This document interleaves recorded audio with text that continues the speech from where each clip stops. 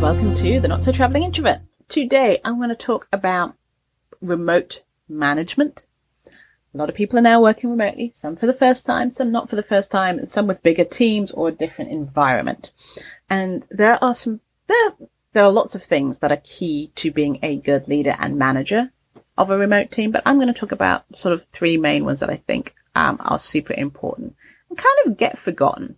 And it's really I don't want to say the basics, but it's something maybe in an office environment that's very different in a remote environment. I've worked in remote environments 10, 15 years. And so some of this, I think, comes as second nature. And even still, there's learning and ways of doing it. So one of the things is proactive communication. And when everyone's stressed and annoyed and has a learning curve and new stuff, communication goes down. And I've been guilty of this as well. I've literally just spent the morning emailing people going, I'm really sorry, a lot of stuff happened and my communication dropped. This wasn't with clients, this was just with like people that I work with. So one of the most useful areas of remote leadership training is proactive communications. And that's taking the initiative to reach out with an idea, a question, a challenge, rather than waiting to be asked or to schedule a meeting. It can help develop a more sort of transparent and open management process. It helps build trust, and it means problems don't sort of get swept under the rug and go unnoticed. And one of the things I've realized while I was working is I assumed my manager knew everything that I was doing. And that's a bad assumption to make. They are managing X amount of people and they are doing their own job. For them to keep tabs on exactly what you're doing day in, day out is not really feasible. It's really hard. And and that's when you're in an office. It's exponentially harder for a remote team because it's just, you can't walk around to their office and look over their shoulder, whatever it might be. So you need to make an effort to bring strong communication skills and effort to keep in touch with employees. So have individual regular meetings to address questions, solve problems, or just check in. It's not about giving like a tick list of updates. It's actually like making sure they know. Also, the main thing is set up guidelines of what communication is used for what sort of things.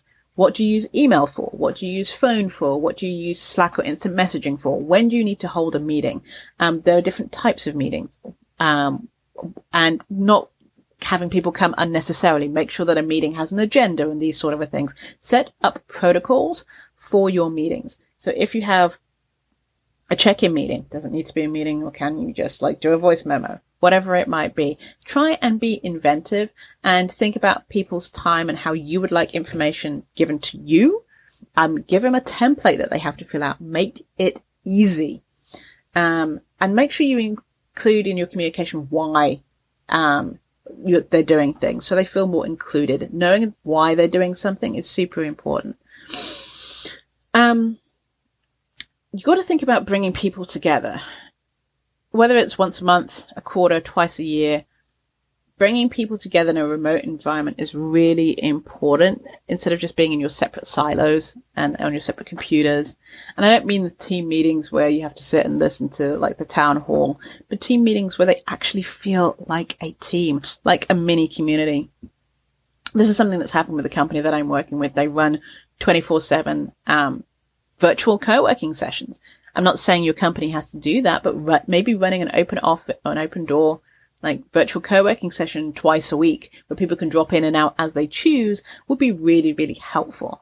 And will help bring that feeling of community. Then you notice when people's backdrops are different or they're in a different place or, maybe their posture isn't great and then you need to get them a different type of equipment. Making sure that that's part of the community building is really important. So those are just a couple of ways that you as a leader can work with your remote employees for a better environment, and which will lead to better mental health, better structure, better communication, and will build the team as a whole. Thank you for listening. This is Janice at thecareerintrovert.com. If you have any questions for me or things you'd like me to answer on the podcast, email me at janice@thecareerintrovert.com. Thank you and have a great rest of your week.